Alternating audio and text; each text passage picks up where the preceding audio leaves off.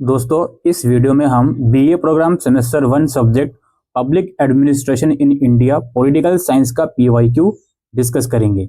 इसके अंदर total 6 units आपकी रखी गई हैं। इंडियन एडमिनिस्ट्रेशन पहली यूनिट है, इसके बारे में आप पढ़ोगे। फिर डिसेंट्रलाइजेशन के बारे में पढ़ोगे। उसके बाद बजट है, जिसमें बजट का कॉन्सेप्ट और बजट साइकिल जो होती है वो पढ़ोगे। अलग अलग बजट्स के जो टाइप्स होते हैं, line budgeting, performance planning budgeting, zero base budgeting और budget role of finance ministry, इसको आप पढ़ोगे। फिर है आपका technology and public administration in India. उसके बाद सोशल वेलफेयर एडमिनिस्ट्रेशन, एजुकेशन, इसमें राइट टू एजुकेशन के बारे में पढ़ोगे। हेल्थ, इसमें नेशनल हेल्थ मिशन के बारे में पढ़ोगे।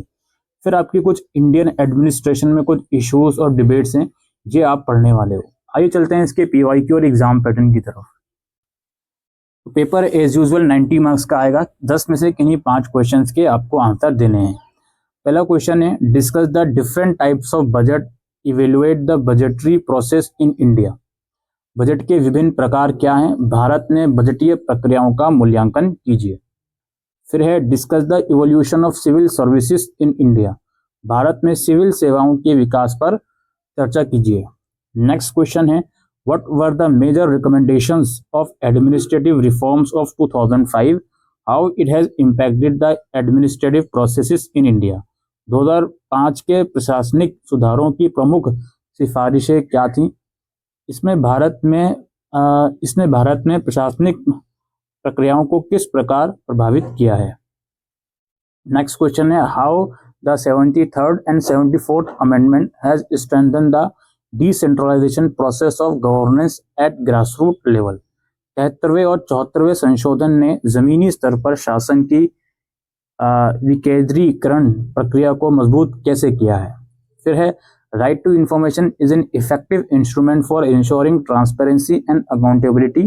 कमेंट, सूचना का अधिकार पारदर्शिता और जवाबदेही सुनिश्चित करने का हक प्रभावी साधन है। टिप्पणी कीजिए। फिर trace the evolution of e governance in India, analyse the different models of governance. Bharat में ई गवर्नेंस के विकास का परीक्षण कीजिए। शासन के विभिन्न मॉडलों का विश्लेषण कीजिए।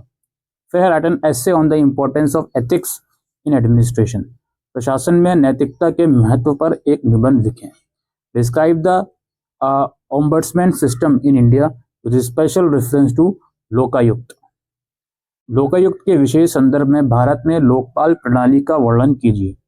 फिर है, examine the enabling social rights through proactive public policy with special reference to right to food security and right to employment. खाद्य सुरक्षा का अधिकार और रोजगार का अधिकार के विशेष संदर्भ में सक्रिय सार्वजनिक नीति के माध्यम से सक्षम सामाजिक अधिकारों का परीक्षण कीजिए। लास्टली किन्हीं 2 पर आपको शॉर्ट नोट लिखना है।